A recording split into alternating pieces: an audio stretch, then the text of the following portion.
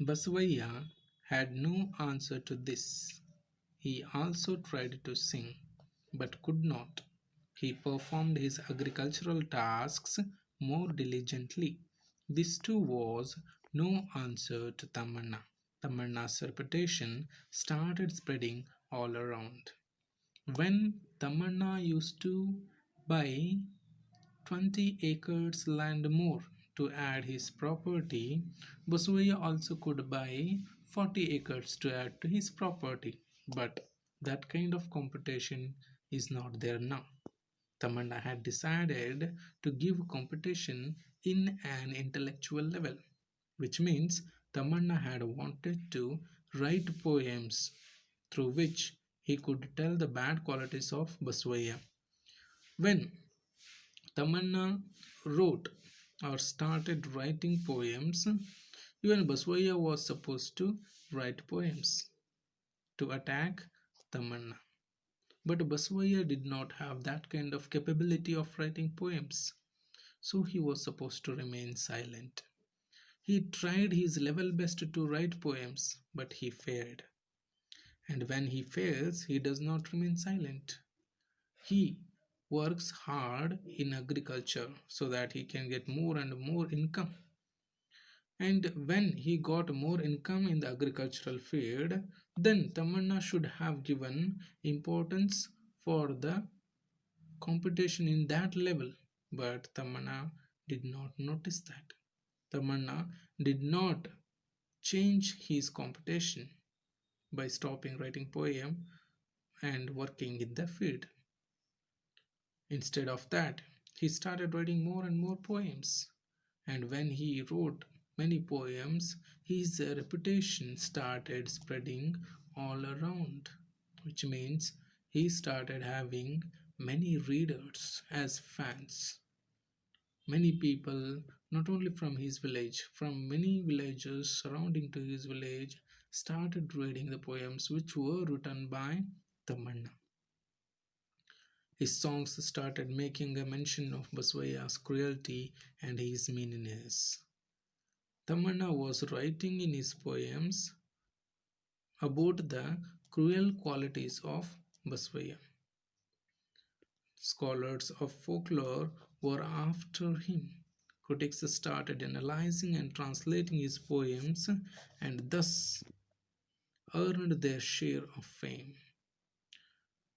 Tamanna became so famous, so popular in the country that many scholars, many educated critics started reading the poems written by Tamanna and they started analyzing for the sake of understanding the meaning.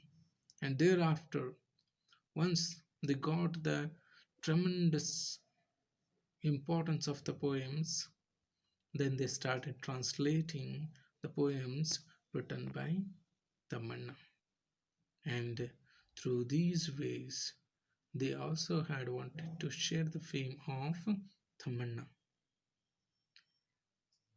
It happens usually when Shakespeare wrote many plays. After him came many critics, and we in these days read both Shakespeare and the critics of Shakespeare because it is difficult for us to understand the plays of Shakespeare directly, and we need critics what actually Shakespeare meant through his works. So, here we need to remember the critics of Shakespeare also and Shakespeare also. And like that, here Tamanna's popularity or fame was being shared by the critics who used to analyze and translate all his songs. Baswaya helplessly watched all this, consumed by anger. He encroached more and more into Tamanna's land. When the popularity of Tamanna started increasing, Baswaya could not do anything for the sake of diverting the mind of Tamanna. Baswaya used to get much anger, but he was helpless.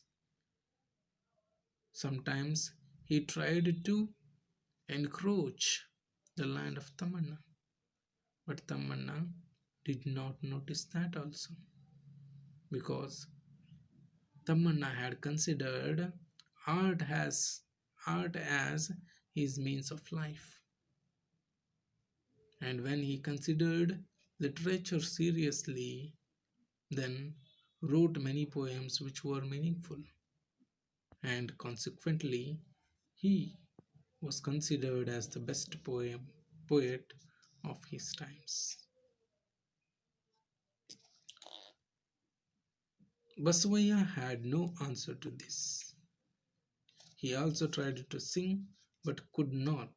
He performed his agricultural tasks more diligently. This too was no answer to Tamanna.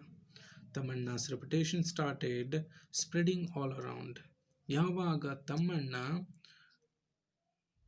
ಬೌದ್ಧಿಕವಾಗಿ ಬಸವಯ್ಯನ ಜೊತೆ ಸ್ಪರ್ಧೆಯನ್ನು ಹೊಂದಲು ಇಷ್ಟಪಟ್ಟನೋ ಆವಾಗ ಕೆಲವು ಪದ್ಯಗಳನ್ನು ಬರೆಯಲಿಕ್ಕೆ ಪ್ರಾರಂಭ ಮಾಡಿದ.